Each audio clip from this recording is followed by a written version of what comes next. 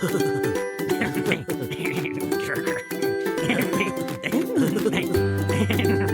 can take me, but you cannot take my bone. I have no bone. I am the great cornhole.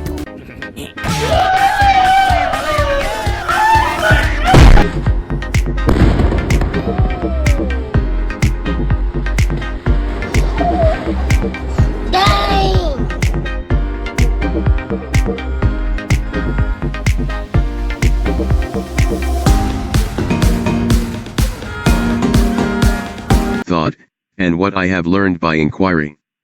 Herodotus.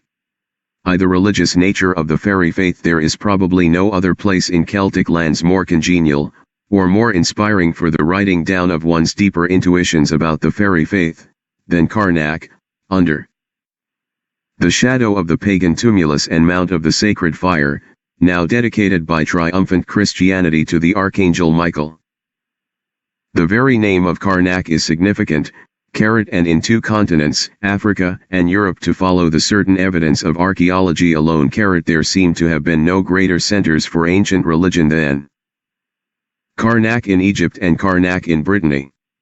On the banks of the Nile the children of Isis and Osiris erected temples as perfect as human art can make them. On the shores of the Morbihan the mighty men who were, as it seems, the teachers of our own Celtic forefathers, erected temples of unhewn stone. The wonderful temples in Yucatan, the temple caves of prehistoric India, Stonehenge in England, the Parthenon, the Acropolis, St. Peter's at Rome, Westminster Abbey or Notre Dame, and the pyramids and temples of Egypt, equally with the alignments of Karnak, each in their own way record more or less perfectly man's attempt to express materially what he feels spiritually. Perfected art can beautify and make more attractive to the eye and mind, but it cannot enhance in any degree the innate spiritual *. Quite appropriately it means place of cairns or tomb.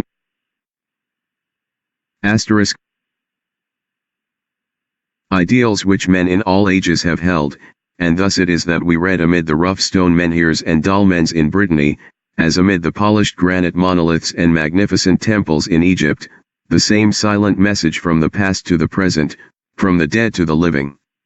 This message, we think, is fundamentally important in understanding the Celtic fairy faith, for in our opinion the belief in fairies has the same origin as all religions and mythologies.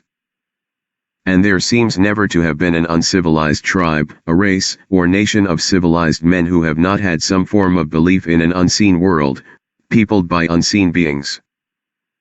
In religions, mythologies, and the fairy faith, too, we behold the attempts which have been made by different peoples in different ages to explain in terms of human experience this unseen world, its inhabitants, its laws, and man's relation to it. The ancients called its inhabitants gods, genii, daemons, and shades.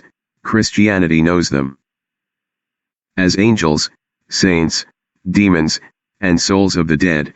To uncivilized tribes they are gods, demons, and spirits of ancestors, and the Celts think of them as gods, and as fairies of many kinds. To the interpretation of the fairy faith by the Celtic fairy faith we mean that specialized form of belief in a spiritual realm inhabited by spiritual beings which has existed from prehistoric times until now in Ireland, Scotland, Isle of Man, Wales, Cornwall, Brittany, or other parts of the ancient empire of the Celts. In studying this belief, we are concerned directly with living Celtic folk traditions, and with past Celtic folk traditions as recorded in literature. And if fairies actually exist as invisible beings or intelligences, and our investigations lead us to the tentative hypothesis that they do, they are natural and not supernatural, for nothing which exists can be supernatural.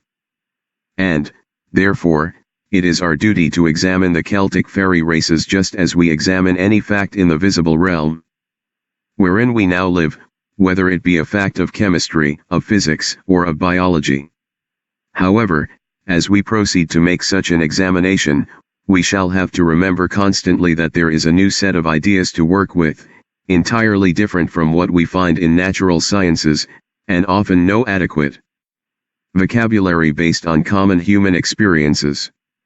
An American who has traveled in Asia and an Englishman who has traveled in Australia may meet in Paris and exchange traveling experiences with mutual understanding, because both of them have experienced travel, and they will have an adequate vocabulary to describe each experience, because most men have also experienced travel.